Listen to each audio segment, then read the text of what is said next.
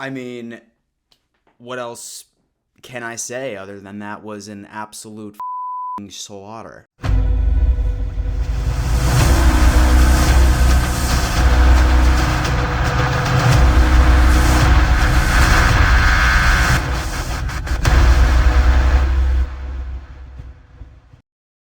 Yo ho ho, Da Mafia. Welcome to yet another edition of the Da Mafia Report. As always, your host, Dan Mitchell. If you're new here, I put out regular videos on the Buffalo Bills and the NFL as often as I can. If that is your cup of tea, I highly recommend subscribing to this channel and joining the Da Mafia. Ladies and gentlemen, you have read that title correctly. Yes, you did.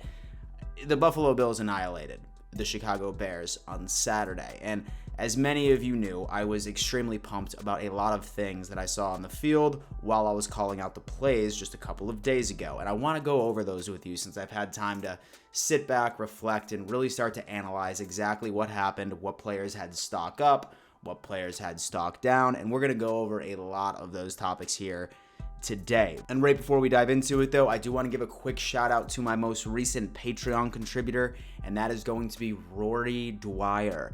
Ladies and gentlemen, so many of you always ask me, Dan, how can I support your channel? I love what you're doing. Well, the easiest way is hands down smashing the out of that like button, but the next best thing you can do is you can support me on Patreon like Rory did today. Basically, it is this awesome platform that gives you a bunch of different tiers while joining the Patreon by itself, such as coming onto my live streams with me during halftime in-game live reactions, a bunch of exclusive content, and other super cool little benefits. So if that's your cup of tea, I highly recommend checking it out. Link is in the description.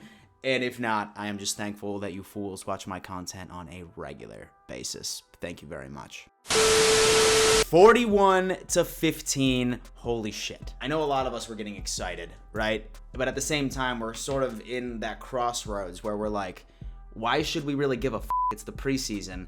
But then it's like, wow. When I see a performance like that, that's going to help me sleep a lot better at night.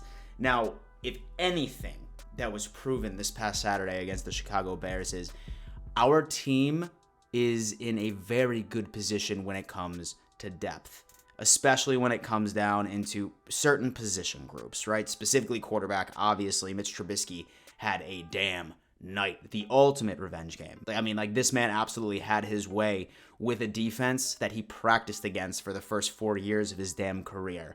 It was very good. Same thing really when it came down into our kick returners, minus the Isaiah McKenzie fumble, which he did end up returning. It did give me a brief heart attack. But overall, besides that, he had another tremendous game. He ended up having an absolute, and so a giant kick return. His colleague, Marquez Stevens, for the longest time, I didn't think that there was a way that this guy was going to make the team. I thought that we were just simply too stacked at the receiver position. I sat here and I told you guys, I was like, yo, there's no way in hell that we're going to keep more than 6 receivers on this team. Stevenson's performance may have just locked it in, and the Buffalo Bills may end up bringing on 7 wide receivers onto this squad. So this game definitely ended up proving a lot. Sorry for the rant there. I mean, I'm just obviously so pumped. And so, but really just going on ahead and focusing on the specifics. First off, with Mitch Trubisky, I did just want to take a couple of more notes on this guy.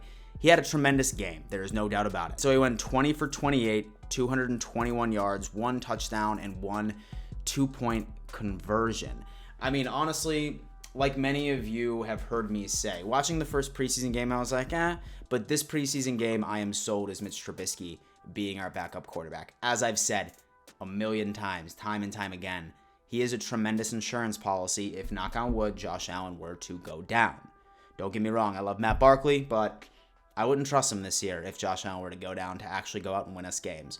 Mitch Trubisky did very, very well with our offense. Maybe it had to do with the fact that the offensive line was a bit more solidified, really didn't change much in those first couple of series that he ended up going down to, but I loved Mitch's performance. There's articles going around there, and I mean, obviously, like a bunch of puff pieces from these other reporters saying that he might be the next Tannehill. He's going to sit behind Allen for a year, then go somewhere else and absolutely dominate. Regardless, I'm happy that we have him for this year. It's going to make me sleep very, very well at night. So next up, I'm going to have to really touch on the defensive line. I mean, this This defensive line continues to impress me day in and day out. From each and every single practice, of hearing reports of what comes out of camp to what I have seen on the field in these first 2 preseason games. Now, standouts obviously were our first 2-round draft picks, which is absolutely incredible because, as we know, the draft is a complete gamble, but so far it has seemed to have paid its dividends. And so Russo is absolutely dominating and had 1 pressure, 1 sack, and 2 QB hits. He was making those starting offensive linemen, who are typically the Bears starters, look like idiots for a lot of the game. His length is really being showcased out there. His speed off of the edge. He is a tremendous asset, and he's been doing fantastic. Boogie Basham as well. He recorded the sack of his own, was also causing a bunch of pressure, and he even ended up tipping a field goal or an extra point. I forgot. I was like way too jazzed up by that point. And then AJ Epinesa also had a hell of a game too, our second-year defensive end. I'm loving what I'm seeing from this defensive line room, but now I think that it's not only the wide receiver room that's going to be difficult for the front office to make these cut decisions, and it might be pretty difficult to cut down our defensive line room as well. There are a lot of players who are really going on in there and proving something, especially within our youth. So I'm really curious to see how many defensive linemen we end up picking up. Last but certainly not least observation would have to be our run game once again.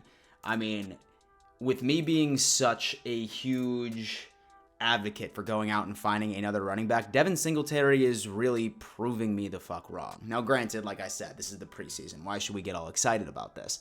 But what I'm seeing from Singletary is more than I've seen from him in these first 2 preseason games than I did the entire year of 2020. That's making me be like, okay, he's seeing the field a bit better. He's being that explosive running back that we ended up drafting just 2 years ago.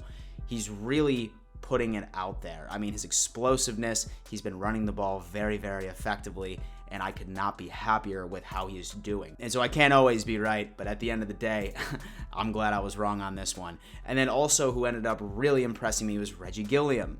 Listen, the fullback / tight end, when he was put in the responsibility of actually being our fullback and even being a tailback at some point, he really went on ahead and answered the call. I mean, he was wildly effective, and I would not be disappointed if the Buffalo Bills use him in a fullback role. I think that was the position that he was born to play for this organization going into it. Really happy about that as well. Ladies and gentlemen, thank you so much for tuning in to yet another edition of the Da Mafia Report. As always, I'm going to need you to smash the out of that like button, subscribe to the channel if you haven't already, and before I let you go, you better always remember, let's go Buffalo.